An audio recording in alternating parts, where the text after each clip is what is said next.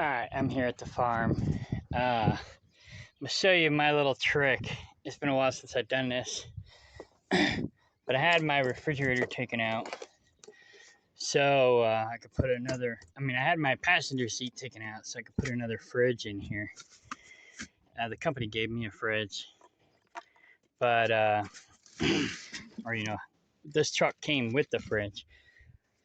But now, since I found out I could take the passenger seat out and put my refrigerator in here, I was like, hell yeah. And so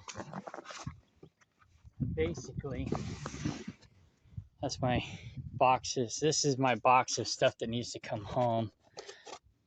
So I got a vacuum in here. It's not terrible, but it's not up to par. It's not like I would like it. Now would be a good time to sweep. I'm not sure if I have time. But anyways, what I typically do, this might be too long. Maybe not. So I take the seat belt and how it was, and I'll hook this bungee cord in here somehow. There we go. And I'll run this bungee cord underneath the refrigerator, like so. And then I'll put the refrigerator in here. Then I'll take this, run it across the top of the refrigerator, and then hook it into the bungee cord. And that will secure it. Now, I may have to use a shorter bungee cord, but I think this will work. And then what I'll do is I'll wrap a bungee cord around this door handle. I'll have to get the right length. But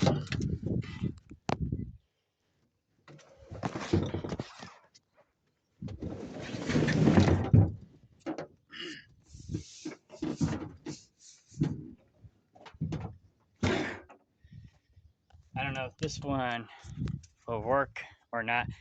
It might. So what I'll do is I'll hook a bungee cord to this handle right here, and I'll run it up alongside here and hook it right here, and that'll keep the door from flying open when I go around corners. This needs to be cleaned up, but I could do that with a sanitizer or wipe down thingies once I get it up in there, which is what I plan on doing. Of course, I also got this Windex too. So after I get that in, I'll clean out this box.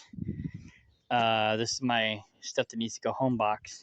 I'll clean it out, put it back in there. And then my other banana box I'll put in closer to the driver's seat, where I'll keep, my stuff that I need while I'm going down the road. This is my emergency allergy medicine. That's actually pharmaceutical. But I try to do herbs. I got herbs too. I try to be as natural as possible. So, I need to do some cleaning. I'm off grid here at the farm. So everything I do has to be battery powered. But I do have a battery powered vacuum. It's not that great, but it works. And so I can use it. But really, my truck's clean considering. But yeah, it does need a spring cleaning. Which, if it doesn't rain between now and next week, then I could drop my trailer and go do that. Today and yesterday was the first dry day, so I was afraid to drop the trailer. But normally I'll drop it over there by that 275-gallon tote, because I got a place over there where I got a lot of rocks where I used to park whenever I first got here. Just put gravel up there at first, and now that I got gravel over here, I pull in, and then I back up over there, and then I pull out. So it's kind of like a T. But I'm working on getting more gravel up here, provided I keep the farm. I might sell it. I got a couple people interested in buying it. And basically, this was an off-grid project, but it was kind of a failure, mostly because I don't have reliable help. And with a sustainable community, you got to have like 6 adults to make it work. And I haven't found 6 adults who actually want to do shit. They just want to talk about doing shit. I just noticed this. I don't know if that. That's how that looked at too. But anyway, so now I'm just looking for a house with some land, so something I can manage on my own because I can't rely on anybody else. That being said, I am open to the option of other truck drivers who are interested in doing this. Truck drivers are obviously more reliable. If a trucking company trusts you to operate their $100,000 equipment hauling several $100,000 loads, I think I can rely on you here on the land.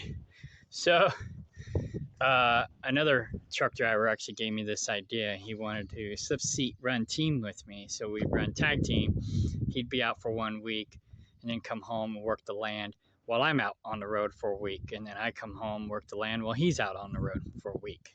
And that was a great idea, you know? So if I can find other truck drivers who are interested in doing what I'm doing, then I might stick it out because I want to build some Earthship and off-grid type cabins here and whatnot. And I got a girl who might be coming up in a couple weeks who will help manage that.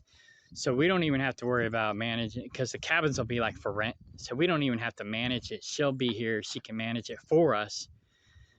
But I just need, you know, reliable help and reliable investors who want to do this and buy in. You know, I'm not opposed to people buying in. I don't really have a buy-in option for this property, but I got another property. There's buy-in options. And once I get this paid off, you know, we can talk about other opportunities as far as buy-in options here. Or we can buy some other properties nearby and we could just all work together like a B2B. But I don't know. We'll figure it out. But that's the only way I'm probably going to move forward is if I find some reliable help. Otherwise, I'm just looking for a house, something I can manage by myself with my mom, and just kind of semi-retire and quit relying on unreliable people. But anyways, back to this. So yeah, I'm going to slap this in there real quick. I'm going to hit pause. All right, voila. Now they say not to plug these in after you've been jostling them around for a while, you know, so wait so many hours. I'm not sure if that's true or not, but I ain't got a whole lot to put in there anyway, so I can let it sit and wait. But I guess this compressor, you know, if it's been upside down or whatever, you gotta let it do something, like resettle or something. I don't know. So anyhow, so yeah, I just ran this bungee cord up. It looks like it's gonna be about right. Then I run the seat belt over the top.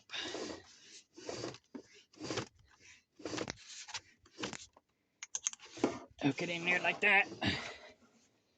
It'll scratch up the side a little bit, but who cares? You know, I could probably put some duct tape or something on there, but it'll still tear it up. But that's basically it, and that'll hold it in pretty good. That's how I had it before, and I didn't have any trouble. It's pretty snug. Let me fix this. There we go. So there you go. And it's just high enough right here. So the bungee cord will go across here, like right about here. So I'll have it wrap it around to where it comes out the bottom. Come out here, and then I can hook it in the door, keep the door closed. Now, when I did this the last time, I was a tanker driver. So I had a little plastic, like dresser drawer thingy here. And that's where I kept all my seals and whatnot, different parts, more or less, not really tools, but mostly parts that I needed for unloading my product because I was doing tankers. So I had seals in there, like grommets and stuff. Um, um, Shoot, now I forgot what it's called. Um, the things you'd stick in the dog ears to tighten up the dog ears so that you don't have leaks. Wedges. I don't know. That's not what it was called. We called it something else. I forgot now. I've only been out of the tanker business for 6 months and I already forgot. But anyways, yeah. So our pumps were usually right here. And so I kept all my little accessories in a little plastic dresser drawer thingy here. So I had all my stuff that I needed right there. So, but there's room here for my banana box. Like I said, that's my overflow. Anything that needs to come home, I'll throw in there. And so that's what I'm organized now. I bought these little things. It's for kids, but I figure, you know, it might be educational learning for myself even. And this girl that's coming to help me out, hopefully maybe in a couple weeks, she's got some kids, so I thought maybe it would be good for them. But, and then my nephew's a Scorpio, so he wants to be the boss. And so I thought maybe this would be good for him too, but I'll have to read through it first. But anyways, so that's it. That's how I do it. This is how we do it. But anyways, so yeah, I'm gonna get ready to go and go pick up my load. Head to Chicago to get my truck worked on because my optimized idle quit on me and a couple other things. So yeah, and if I got time, I'll run to the O'Reilly's and get wiper blades. So while I'm up there, I'm gonna do my laundry and take a shower because I don't have a shower here. That's my Kaplinger property. I'm working on building. It's got a building there. It used to be a gas station, so I'm working on fixing it up. It's got a toilet already. I'm gonna put a shower in there. I'm gonna put my washer and dryer in there and whatnot. So if I need a shower, I just run up there. Somebody arsoned the house before I bought it. That's how I got a good deal on it. Somebody burned the house down. So it's just basically the old gas station in a garage. So I have that option too. I can just rebuild the house there and live there and then have my farm here. It's only 2 miles away. 2.5, maybe 3 tops. I'll have to measure it again, but it's like 2 to 3 miles. Not big a deal. And the other property I have, the 10% in, it's only the same amount of distance. So you go north of this property to the T, turn right, you go to my Kaplinger property, turn left, you go to my other property. So they're all like 3 miles apart, you know. So it works out. But anyways, yeah, if anybody's interested in doing this, getting off the grid, doing a sustainable community type thing, prepping for the New World Order bull crap that's coming around the corner, shoot me a holler and we'll talk. All right, bye.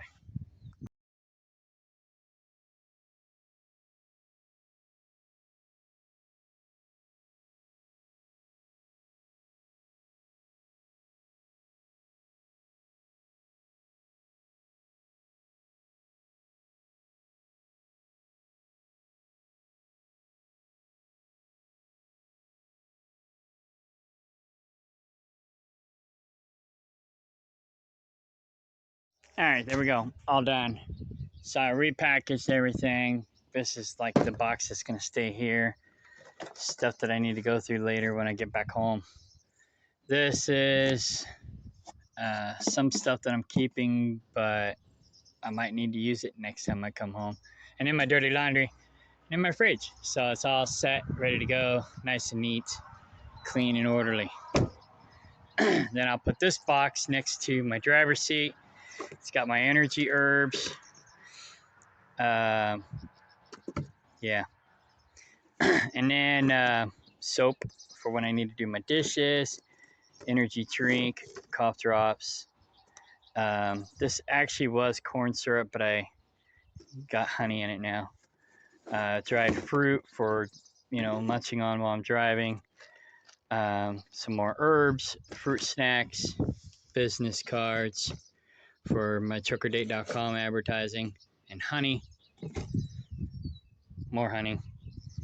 So yeah, I'll have this next to my driver's seat. It also has my utensils. Oh, I didn't realize this utility knife was in there. Interesting. Well, I guess I'll keep it in there. So yeah, this will be my go-to box for when I'm driving.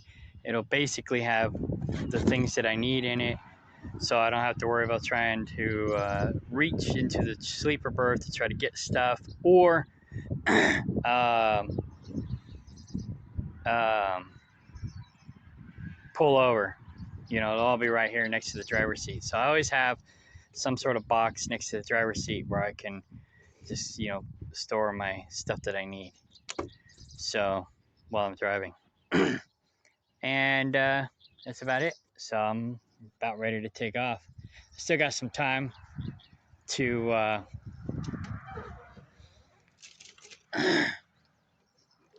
run to O'Reilly, so I'll probably go do that real quick,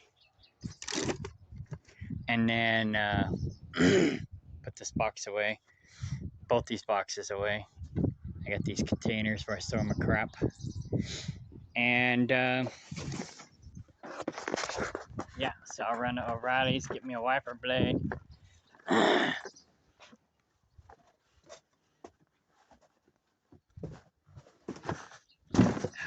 Worry about that later. My chainsaws, these are my climbing saws. One of my climbing saws is in the shop. So I'm also a tree climber and tree trimmer. And then that's my ground saw. The other saw that's in the shop, I also use it for a ground saw too, for cutting small stuff. But this is, these are my two main climbing saws. Um, actually, yeah, the other one's kind of like a main climbing saw too. So I originally had my 12-inch on here, and this is a freaking awesome little chainsaw. And I put the 14 on the other one because it's a little bigger, right? It's got a little bit bigger motor. Nah, it didn't work right. So I swapped out the blades, put the 12-inch on the other one, put the 14 on this one, and it is amazing. So this is my baby right here. So the other one, not so much. So I just use it as a, I do use it for a climbing saw, but I use it more or less as my backup, and I use this one as my main. And then when I get bigger branches where I can't use a 14 on, I got my 16-inch climbing saw right there. And then this is a 16-inch ground saw. And well, David Ray was my ground guy, but we're having a falling out. So I got to find a new ground guy. But, you know, the ground people have bigger chainsaws. So that's what that's all about. Barbecue sauce. I forgot I had that. Anyways, it's in my climbing boot. Oh, I thought that was mouse poop or something in there. I hate mice. That's why I got 15, 30 cats. Normally I have, yeah, about 15, 30 cats out here.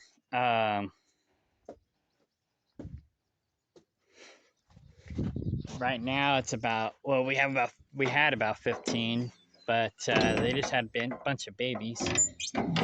So we'll probably have another 15 more. And once winter rolls around, then they start kind of falling off because the coyotes and the owls and stuff like that come and eat them. You know, almost can't control that unless I keep them indoors. But then if I keep them indoors, they're not keeping the mice down, and that's the main reason why I have so many cats. If I didn't live on a farm, then I wouldn't have so many cats. But anyways, they definitely keep the mice down.